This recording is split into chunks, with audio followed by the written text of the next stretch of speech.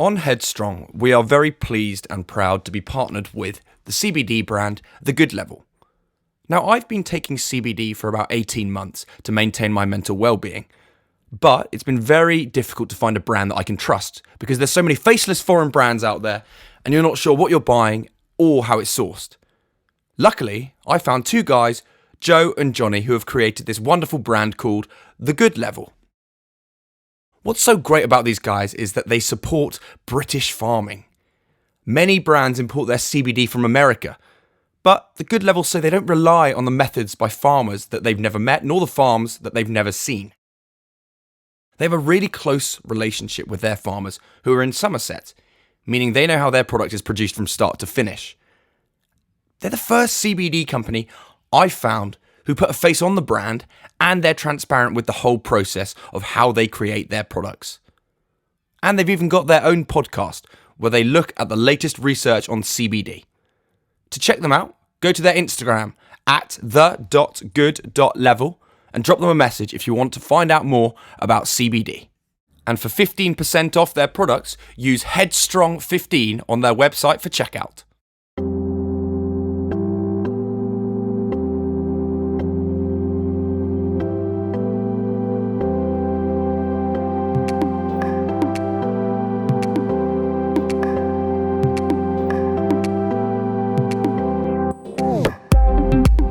Hello and welcome to another episode of Headstrong. My name is Louis Strong and I host this podcast. Now, Headstrong is a podcast where I invite on a variety of guests in the public eye, be them actors, presenters, sports individuals and so forth, to talk to them about their journeys and their lives and their careers. But notably, I want to talk to them about their vulnerabilities, to learn what the word headstrong means to them. I am currently in my 6th series, and today's guest is rather wonderful. I am joined by TV presenter Danni Menzies. Danni is known for hosting and presenting A Place in the Sun. We had an incredibly deep conversation, all things mental health, as well as some other wonderful bits in her life. We talked about her experiences with depression and weight loss at university, some of those deep, low thoughts that she experienced at that particular time, as well as a wild trip to Mexico as a model and the experiences out there. I really hope you enjoyed this episode and indeed find it inspiring. I would really like to thank Danni for being so open and honest and joining me on the podcast. Danni, thank you so much for joining me on Headstrong. How are you today? Yeah, I'm very good, thank you. Very chilled. I've been up in Scotland for a week visiting my family and sleeping more than I ever normally sleep. So feeling good. Very important. Now, in a similar breath to that first question, I have started this 6th series by asking every guest the same question on just not how they are, but how are you feeling? How is life at the moment? Are you content? Are you stressed? How's it all going? Yeah, I'm feeling pretty good right now, mainly because I've had a week off, but also just because I've been back at work. So I think being off work for a while, the last lockdown, it got quite hard. It got, a bit depressing for everybody, I think. So now that I'm back on the road every few weeks and life's all happening again, I'm feeling really positive. And I'm excited for the rest of the summer, really. Yeah, well, of what's left. Yeah, what's left of it. But I'm sure your summer goes on a bit longer than ours does. It does, yeah. Let's talk about that lockdown experience for you then, because you are the host of a travel show. Mm. So to me, that immediately poses some problems and issues. Where were you, first of all, when you were locked down back in, 18 months ago? I was actually in Spain filming, and it all sort of started kicking off and becoming a bit more real. And then suddenly we were all getting last minute flights home as quickly as we could. So it was a really weird experience, actually, because it felt like you were watching a movie and it wasn't real. It was like, what? This is actually happening. So that was all a bit mad. And we sort of rushed home, and I pretty much packed up my things and got straight back to Scotland before we went into full lockdown, so that I could be close to the family and help them out and just escape London, really. So yeah, I Wow. was very lucky to be able to get here, to be honest. Yeah, having that open space, some nice fresh air. I mean, it can't have been too bad, The fortunately for dogs in the you. hills. Exactly. But what was your kind of life like? Because it must have kind of I mean, it stopped for everybody, and of course there was a bigger picture to it. But what was your life like then? Obviously, you probably got back to business with your family and helping them run the ship. Yeah, it was strange because actually that lockdown is the first time I've stopped and since I've started Place in the Sun, like really had like a good few months off. So the first lockdown, to be honest with you, I kind of enjoyed it. The weather was good. I got to reconnect with all my family, spend really nice time with them, get out on the hills. And yeah, it was a big change, but kind of a welcome one that I could enjoy at that point in time. And if it wasn't blatantly obvious to anyone listening, you were born in Scotland, hence you retreated to Scotland. Now, what was it like growing up in Scotland? Because my only memory of Scotland is going to Edinburgh and the Edinburgh Fringe, which I've been to a number of times, but I am sure that is not an accurate representation of what Scotland is actually like. So what was your childhood like up there? The Edinburgh Fringe was actually on at the weekend, Apparently it was very strange because usually it's absolutely rammed. Yeah. And there just weren't that many people going around. You could kind of easily get about Edinburgh. But up in Scotland, I mean, my childhood was very much filled with getting dirty, being out in on the hills and with the animals. And I'm animal mad. I started rescuing, well, it started with a rabbit when I was about 6 years old. But I've had numerous rescue animals. So growing up, it was very much, surrounded by lots of animals and getting very muddy. When you rescue an animal, do you feel upset when you have to let it go again? Most of mine have been rehomed, and so they go somewhere really nice, and you kind of make sure it's a home where they're going to be forever, so that they don't ever end up in a similar situation. So, no, You've got a strong vetting process. Yeah. Yeah, fair enough. I can understand that. Now, you were obviously involved with property from an early age as well through the family side of things.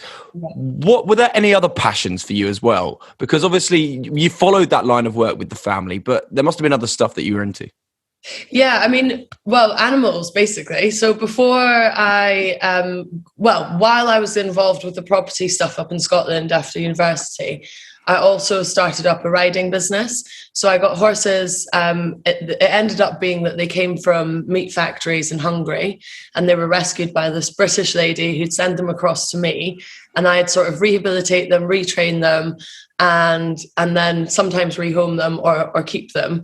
I started a riding business with rescue animals basically, and that was a huge passion of mine, and probably the most rewarding thing I've ever done, and probably the most therapeutic thing I've ever done. The reason I kind of got into it at that point of time was because I had quite a difficult time myself. I dropped out of uni after an accident, and it coincided with the time that a childhood sweetheart passed away, and so I think there was a lot going on with me then. So coming back to Scotland and starting that business and working with the animals was something that really, really helped me kind of get back to myself again. It kind of gave me a purpose to go outside every day. And I think basically I've always put the animals before myself. So rather than, being in a hole on how I felt, I'd make myself get out and take care of them first and foremost. It really helped me get back to a good place. Just so I can understand your timeline then, because I want to talk about your own experiences with mental health, if you're happy to. Yeah. And so the timeline of the stables then, which is something that I also really want to talk about, was it a matter of dropping out of uni first and then starting the stables, or did the stables come first? So that was the timeline first. So Dad built a couple of the stables when I was about 15. I started competing when I was younger. But the actual making it into a business and expanding those, I mean, I put the sides on myself of the new ones, but it went from being, a couple of little stables in a paddock to 10 stables, outdoor riding school, 20, 25 horses. So that was all when I dropped out of uni. I started building that. Sure. Okay. So let's go straight. Let's talk about university then first, if we can, because you went from Scotland and quite secluded down to Loughborough, which is a very good university and known for its fun and its hustle and bustle. What drew you to Loughborough? I mean, was it the kind of still the slight rural aspect of it?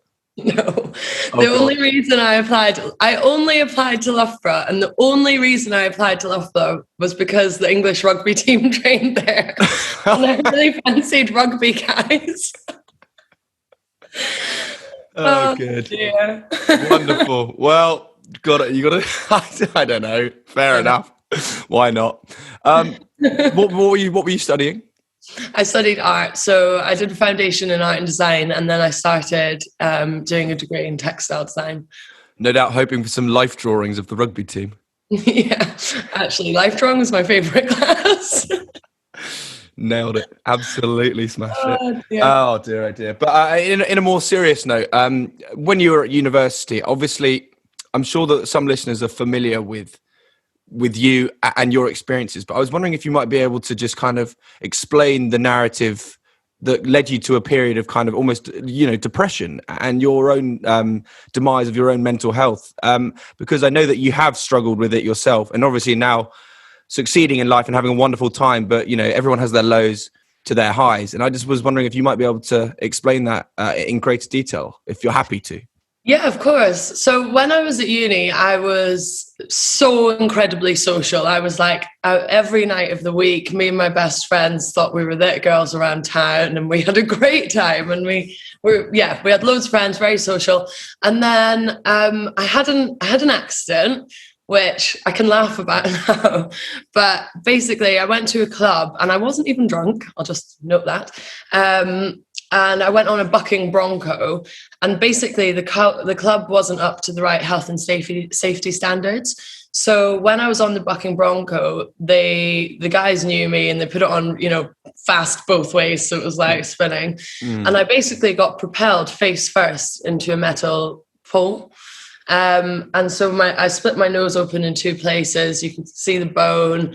I had a bad head injury, basically. And I'd got knocked out for a second. And when I came to, I was so used to hurting myself growing up, falling off horses, that I was kind of looking around going, where's the blood coming from? And then realized it was coming from my face.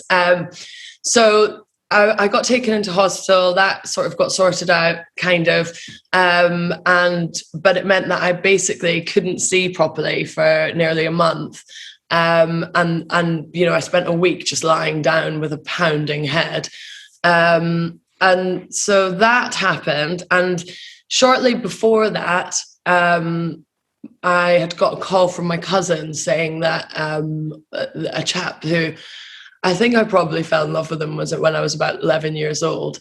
And we sort of were on and off throughout our whole teenage years.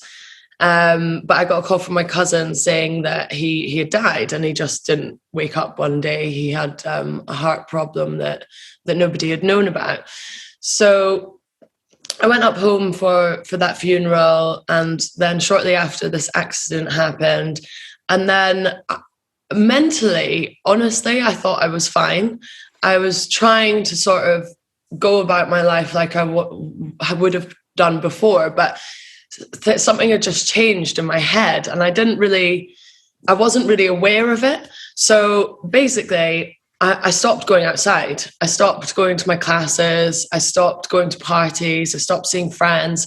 I'd only see people when they came into my house.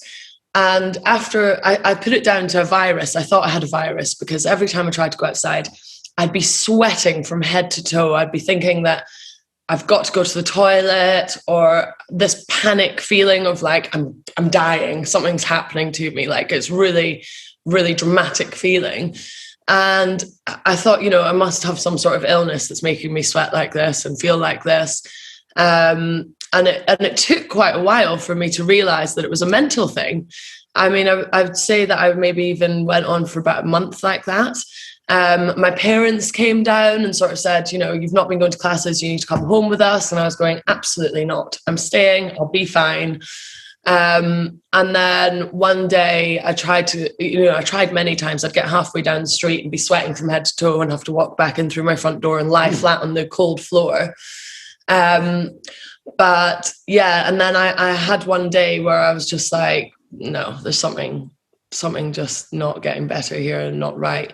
And I packed my things up and I put them in my car, and tried to drive home. But of course, I've been having these sort of episodes every time I go outside. Driving back to Scotland probably wasn't going to go well, but I wasn't really thinking like that. So I remember getting stuck in traffic.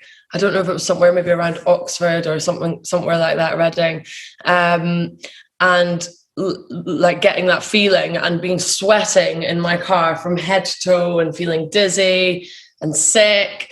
And sort of, it's funny because when the way I felt was I suddenly was really aware of what everyone else thought as well, that, you know, they would look at me like there was some, you know, what's wrong with that person? When actually the reality is somebody's like that, you help them, don't you? But for some reason I was totally concerned about what everyone else would think of me if they could see me sweating and being sick in my car or whatever.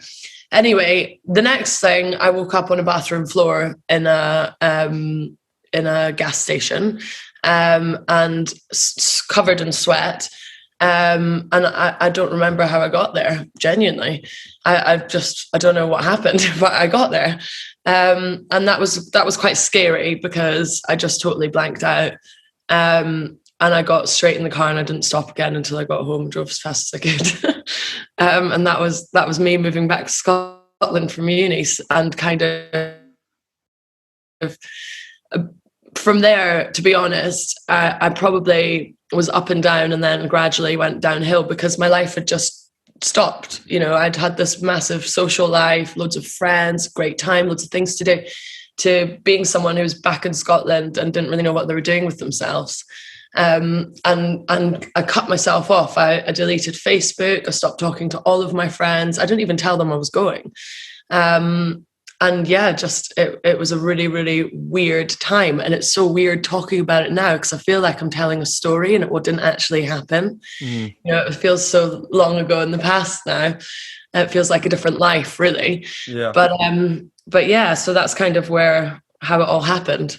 Well, it's good that you can reflect on it like that now as well. Obviously, it's one of those things that it's a distant memory that you've recovered from and kind of learned as an experience. And, you know, sometimes you just have to go through those kind of things. Obviously, I know that is a long time ago. I was wondering, can I ask a couple of questions about it? Like, thank you for telling me as well so openly. It was really...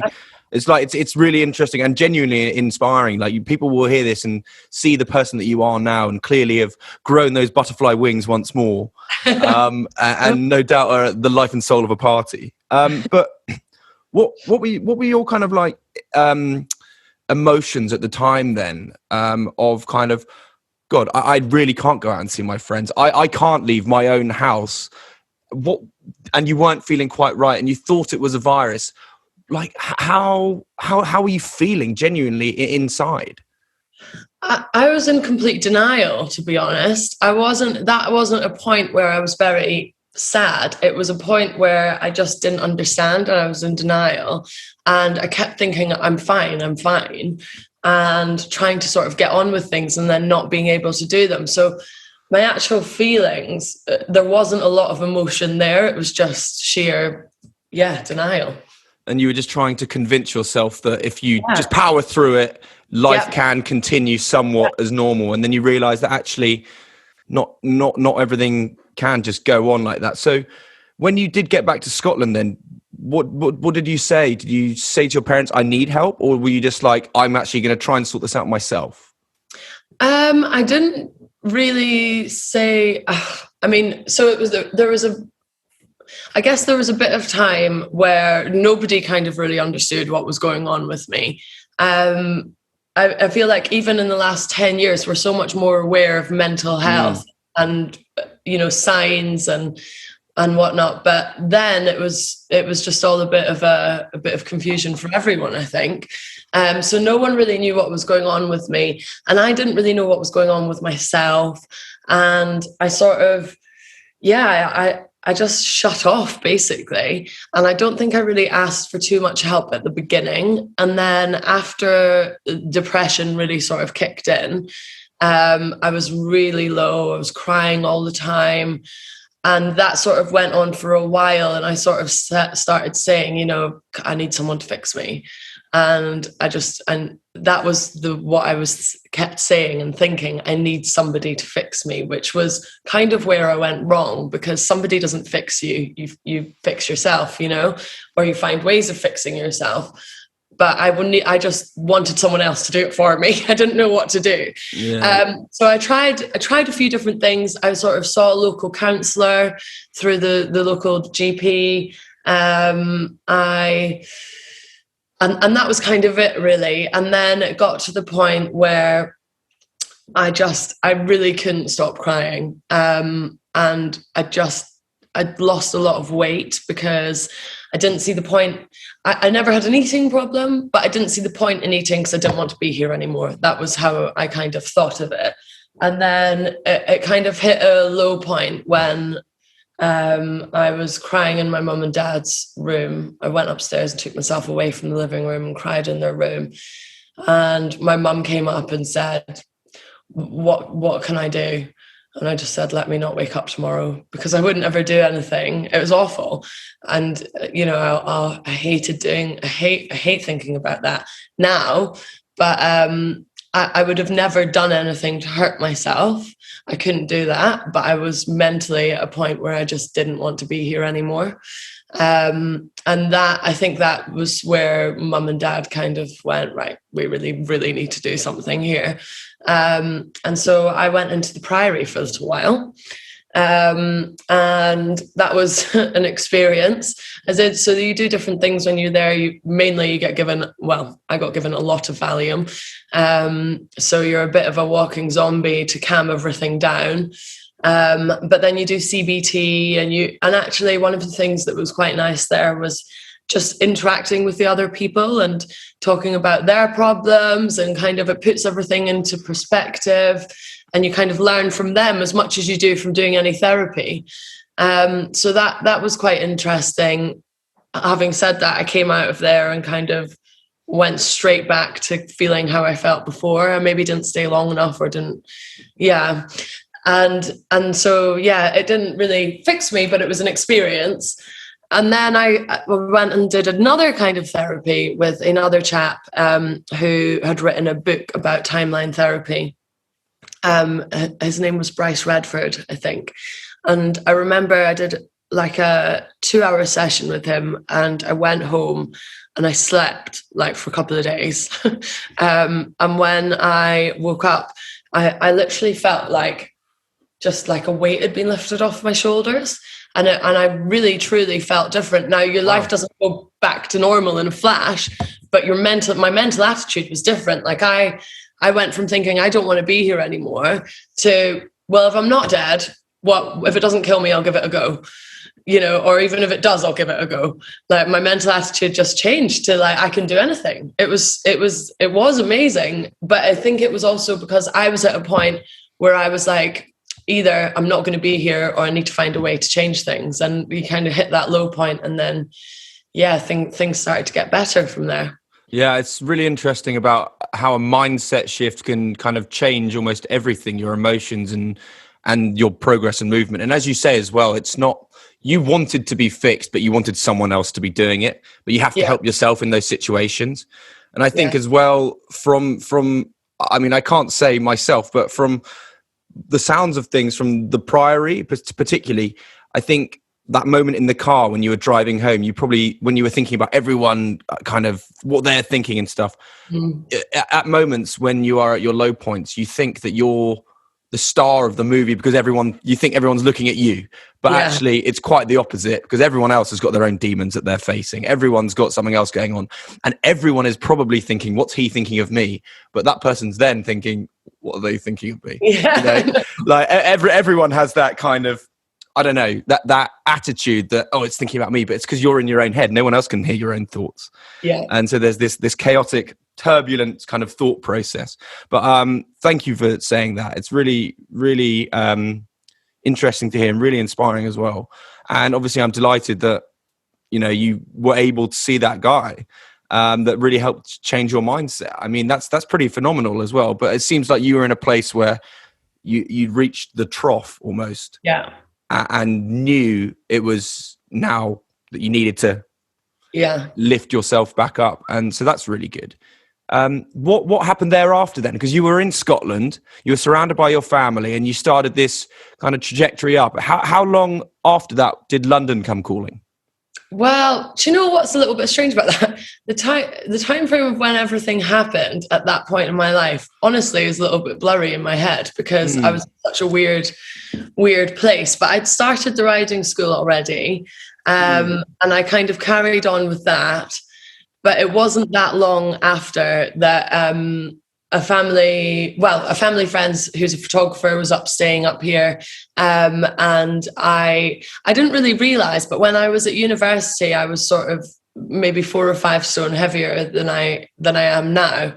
And then when I started the riding business, I was working so hard on that it kind of dropped off me over a short period of time, and I didn't realize. So I had this guy do a shoot with, he came up here on holiday and then he did a shoot with me, said that I could do modeling. I didn't really want to do it, but my best friend wanted to be a stylist. So I was like, all right. And then I got picked up by a modeling agency shortly after that. And that was kind of, because that all just kind of happened the way it did, I was like, right, well, I've got to go with this because this is going to make me go to Edinburgh. This is going to make me go and do things that I think I can't do. Because as much as I was feeling better, I was still getting the physical effects of what I had before. So I'd still try and go to town and feel like the darkness is closing in on me and have a bit of a panic attack. And I'd still think that I couldn't do all these things, travel, get out into the world. But by having that opportunity, I kind of thought, right, well, I had mum in my head going, just pretend you're Kate Moss, fake it till you make it. Physical and mental well-being are so important and come hand in hand. I'm incredibly proud to be sponsored by the CBD brand, The Good Level, who have well-being at the very forefront of what they do as a company and a brand. They offer CBD oils, balms and jellies, all of which are full spectrum and extracted by a cold press. Their oils are all made with extra virgin olive oil from Kalamata, and that makes them so much tastier than any other that I've tried before. Their balms have a fantastic smell as well, and are great to use on your skin or any pain you're experiencing. And of course, their jellies taste so great for any sweet tooths. They also have a commitment to sustainability, pledging to plant at least 500 trees every year, along with ensuring all their packaging is recyclable. So if you want to check The Good Level out, go to their Instagram page at the.good.level, where you can find out all about their products. And if you'd like a discount, feel free to use Headstrong15 at checkout on their website.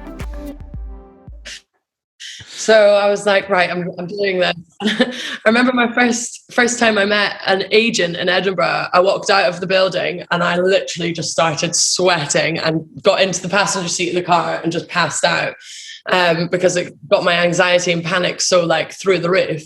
And even just the journey of being in Edinburgh did that as well.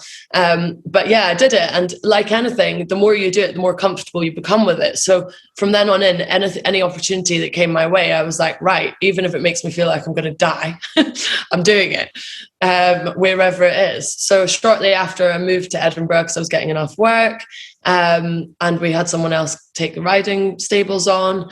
And then I think I'd maybe been in Edinburgh about 6 months, and I was like, right, I want to live in London. Being in London, getting on a tube, getting on the bus, these sort of bits of traveling that you have to do on public transport was one of the things that I really struggled with.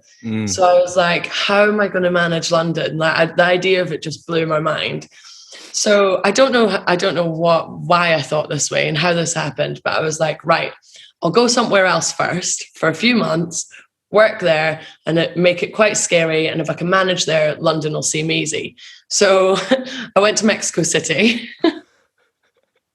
and I had like the most eventful, mental 3 weeks of my life. I was supposed to be there 3 months. After 3 weeks, I was on a plane home. I probably nearly got kidnapped 3 or 4 times. But I was just like, right, if that was horrendous. No, London will seem easy, and it did. What were you doing in Mexico City? Modeling. And why Mexico out specifically? Was it a job? Or was it an agency that drew you out there? Yeah. My agency had like a partnership with another agency out there. And I had a model friend who lived in Edinburgh that was from Mexico. And she was like, yeah, go, it'll be great. I'd never really researched Mexico at all before I went. Yeah. So I was kind of thinking, I just wasn't thinking. It's mental. And 10 years ago, it was even more mental. Like, oh my gosh, like I pretty much got followed from the moment I got off the plane. Turns out my agent got in debt with some of the wrong people and he was looking towards the models as like, leverage. Yeah, leverage. So we got followed in a car the whole time we were there. We came home one day. There was another Russian girl in the model accommodation with me, and we came home one day and she had like a camera on the bed that was worth maybe like $1,000 or $1,500, and the camera was still on the bed, but the big bolts that we had on our bedroom doors had been removed, and we were like, shit, they're coming back for us. So she called her mum, and her mum was like, go and see these friends, get out of there right now, and left me. So my last night in Mexico City, I had my sofa pushed up against the front door with a pair of scissors in my hand and my bag packed. And at 5 o'clock in the morning, I went straight to the airport and got out of there. Blimey. Honestly, that's just a bit of it. The stories that I've got from this trip are like, no one believes me. They're like, that didn't happen. I'm like, no, that actually happened. Oh, even just the very thought of that. I mean, I knew that it was dangerous, but obviously if you're mixing with the wrong people in the wrong neck of the woods, not you, obviously, but knowing about it. Yeah. I sort of got off the plane and walked straight into like Vogue castings. Now, I'm not a Vogue model. There's a reason I could walk into those castings, because tall blonde girls don't go there because it's dangerous. Yeah. You're a target, instant target. So. Oh my word. That is on. Yeah. And no wonder London seemed easy. Exactly. At least everybody could understand what I was saying. I could get the cab if needed. Yeah. Oh my word. That is utterly brilliant. I mean, God, what an absolute transition from Scotland to Mexico City to London. I mean, what a route. I mean, next time that you are aware that there's a direct train. Well, I think I was back for about a week, and I said on the Sunday, right, that's it, I'm going. And on the Tuesday, I was on the train with my suitcases down to London, and I slept on my friend's sofa for about a month. So I won't ask you any more specific details about Mexico, because that's probably something that needs to be shared in another podcast. I'll call Joe Rogan or something. But do you still, having had these kind of experiences, do you still get those anxieties in public situations now? Or have you learned to control them or manage them or even just kind of own it? I don't think I do ever get them anymore. No, I mean, it's taken a long time. I definitely did for many years. But now I think in most situations, it doesn't even cross my mind. I don't get the fight or flight thing. I honestly thought I'd have it forever. But it seems to have really just be at bay now. That's great. I suppose actually being in front of a camera, being yourself, being, because, as an actor, for example, it's very different to being you, the person. And so I imagine getting into presenting was a way to actually get on top of it as well. And I know, though, for a fact that when you did start your presenting, that you had that kind of anxiety and fear of being in front of the camera and trying to make sure that everything was perfect. But then again, it's the practice that makes perfect and getting comfortable in front of the camera. So tell me about the transition from modeling to presenting then, because how did that come about?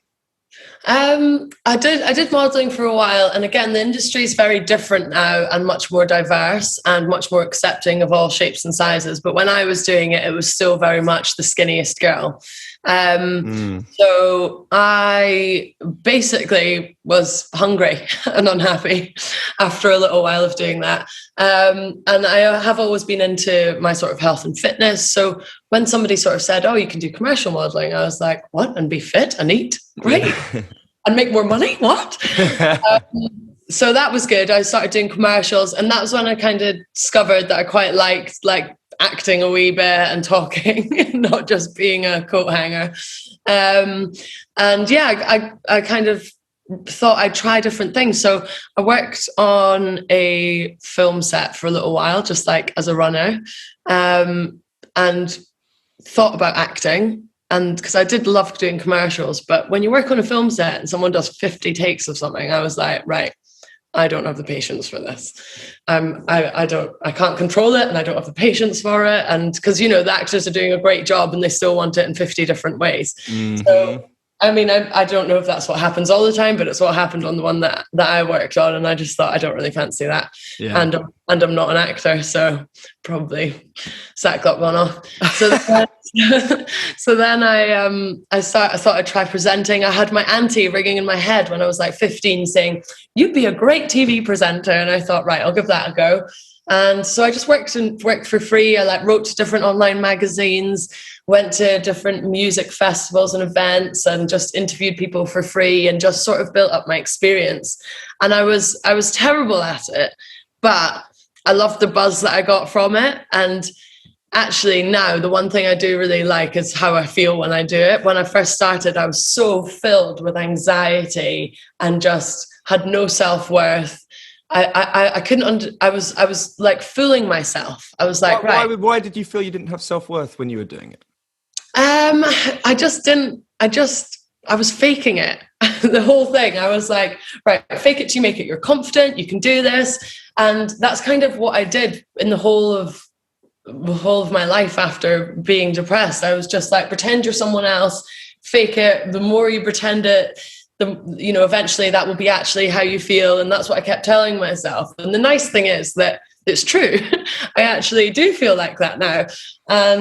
But for a long time, I felt like it was, I had maybe had a bit of imposter syndrome at the beginning. I was sort of, wanted to do it and was determined to do it, but thought I was rubbish, and I was always waiting for the call to be fired. After my first show aired, I thought I'm definitely going to get a phone call saying that they've changed their mind because I'm terrible. And just that was kind of how I always thought about it. But eventually it's gone away, thank God. Yeah, no, of course. I mean, it is. I mean, you always sound like you convinced yourself, and then you suddenly woke up one day, oh, hang on, I actually really am happy. This is actually me. This is great. So did you feel like then you were acting a persona, but now you are yourself? Does that make sense? Yeah, that's exactly it. So at the beginning, I sort of watched other presenters and I tried to be them, basically. My first show, for example, in A Place in the Sun is awful. I honestly can't watch it. Even the first time I watched it, I was under the duvet. I didn't tell anyone it was going to be on because I was mortified. And then I just thought, that's terrible. They're going to fire me. And I just hated it.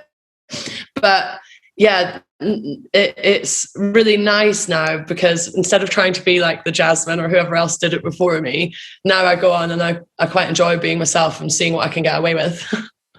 What was that experience like of landing that job then? Because you had been doing some presenting, as you said, you'd started out by doing it for free, and then you were doing some events and stuff, and then A Place in the Sun comes knocking. What was that process of? Did you have to audition for that, or your work, and then you got the phone call? What was that? Well, I couldn't really believe it, to be honest, because I'd been trying for 5 years. I was nearly 28, and I said in my head, because I got told to move back home and give up a lot, and that was what drove me. But I said to myself in my head, when I turn 28, if it's not happened, I'm going home and I'm working with the horses because I'm just running up a load of debt here. And maybe I don't have it or whatever. And then a friend of mine got in touch saying their agent was looking for someone who had property experience. And I'd been thinking music, fashion, all the things someone in their mid-20s thinks about for presenting, wants to do, T4 kind of vibes. And then, when they asked, I was like, I hadn't considered doing property, but that's pretty much what I've been in my whole life.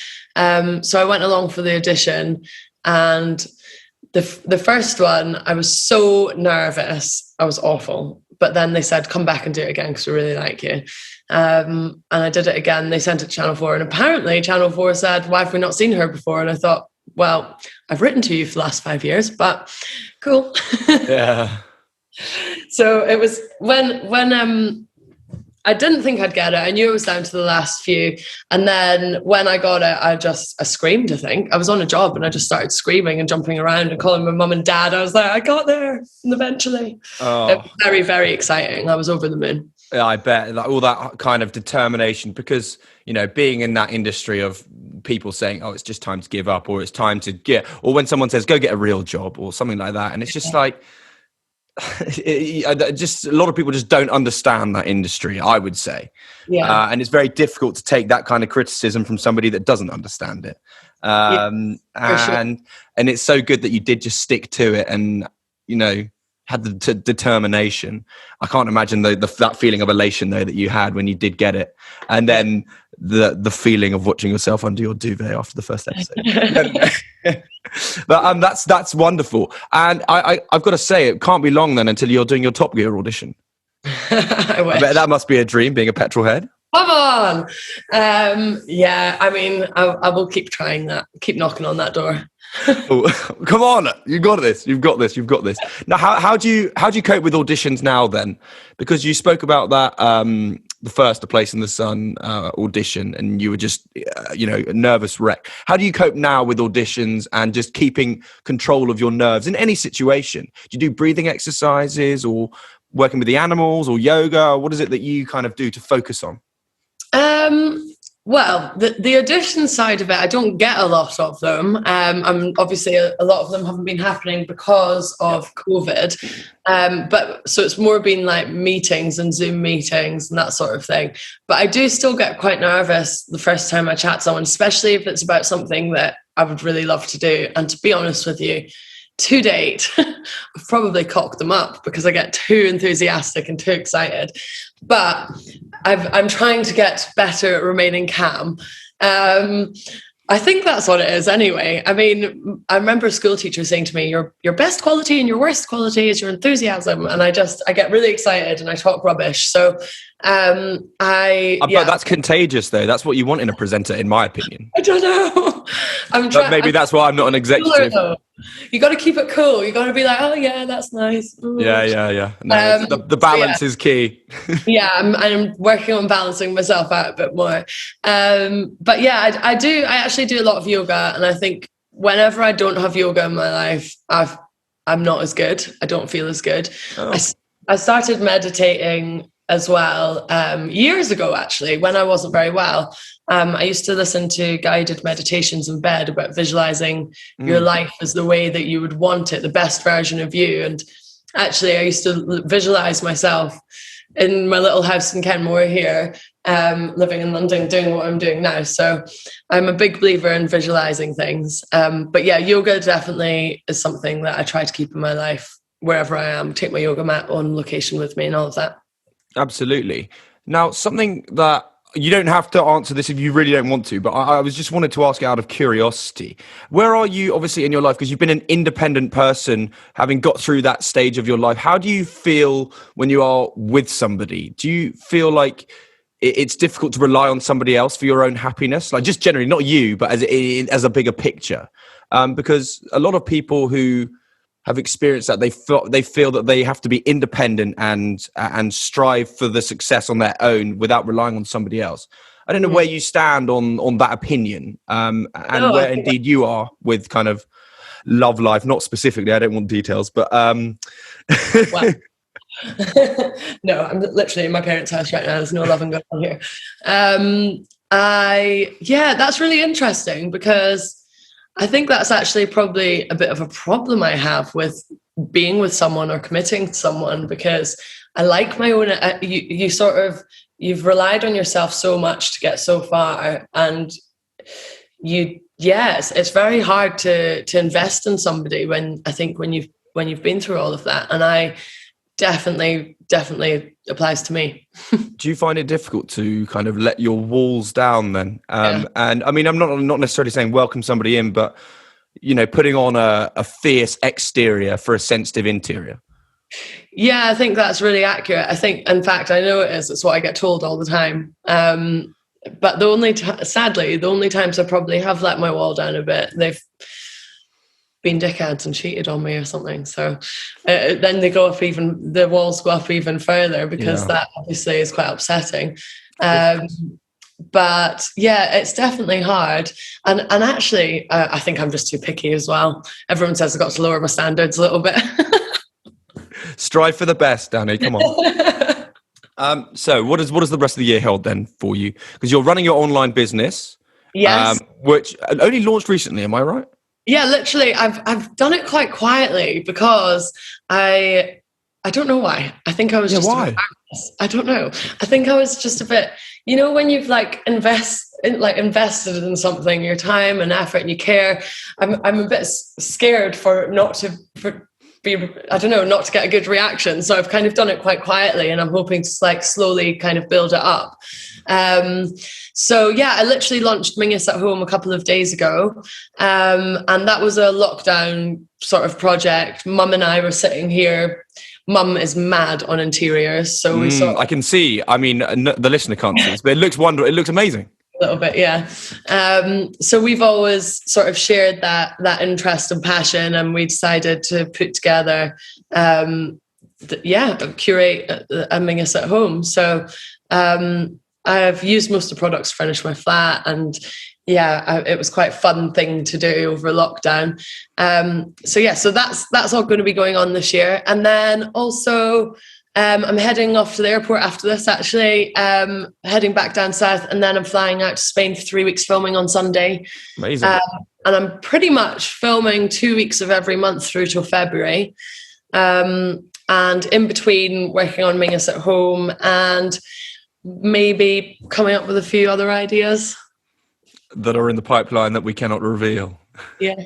Love it. No, we love that. Well, if you have any spare items going, just let me know. I'll happily take them off your hands as I'm moving house. So that's all good. I'll send you something for your new house. No. Okay, fine. I asked this question to everybody on the podcast, and I'm very interested to hear what you have to say. What does the word headstrong mean to you? To me, I think probably headstrong means not giving up when everyone else tells you to give up. Very nice. Short, succinct, and impactful. Lovely. Keep going, and just go with what you feel was right in your gut, and not so much what people are saying around you. 100%. Well, look, I have really enjoyed chatting to you. Thank you very much. Yeah, I think it's a really, really inspiring episode, and I've learned a great deal about you, because I don't think you actually talk about this very often, and I know that it was a long time ago. But thank you for going into such depth and inspiring detail on this, and I hope that the listener has enjoyed it. Yeah, me too. Thanks so much. Thank you so much.